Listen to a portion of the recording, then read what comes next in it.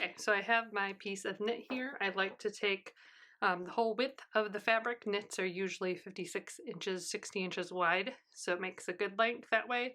And then at least 18 inches tall. You could do bigger, it just makes it a little more full, but I probably wouldn't do much smaller than 18 inches because then it gets a little bit thin. You can see mine had a selvage edge here, so I'm going to cut that off of both sides.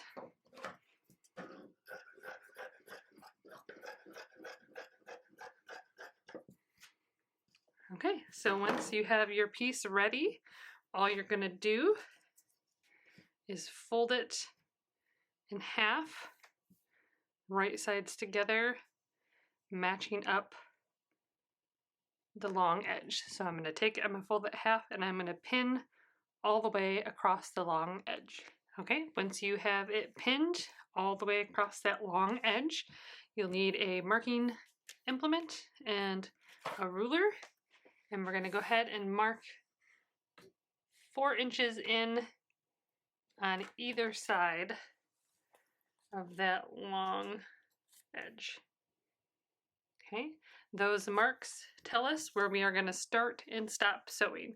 So you'll start here, you want to back stitch at the beginning and end. So you'll start here, sew all the way along to the other end, and stop at that other mark you made.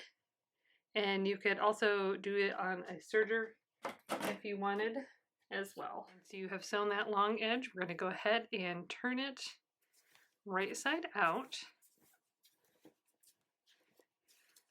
And we're going to lay it with that seam up, because we are going to match up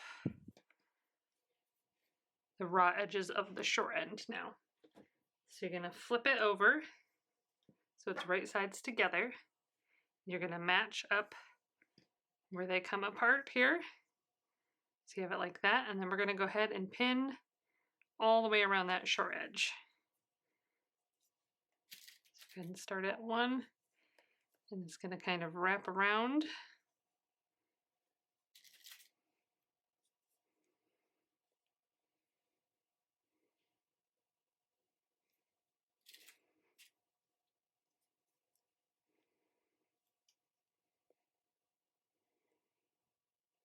And we're just going to keep going until you get all the way to the other end.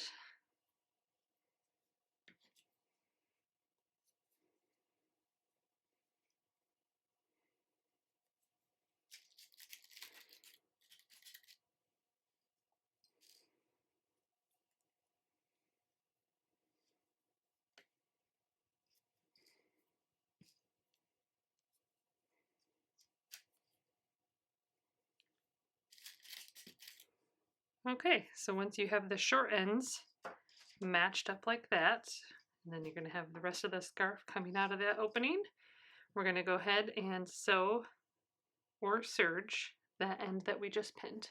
Okay, so once we have sewn or serged that short end again, you're just going to flip it out. And now you are going to have the long seam sewn and the short seam sewn, and you'll have a hole in the center. That is where we left those couple inches open at the end. So you are just going to take and fold in that seam allowance, and you're going to match up and pin those in place. So you're going to sew, tuck that in, and pin that in place.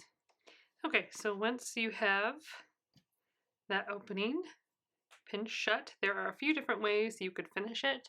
If you didn't want anybody to see how it was closed, you could do a hand, I believe it's called a ladder stitch, and you could ladder stitch that closed, or a slip stitch.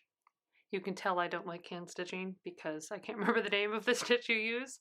I usually will just use a straight stitch on my sewing machine in a thread that will match, and then nobody's really even gonna see that because I usually put this on the back of my neck anyway and then wrap it over, and nobody's really gonna see where you stitched it closed. So I'm gonna go ahead and I'm gonna straight stitch close, starting from one end of the opening to the other end back stitching at the beginning and the end.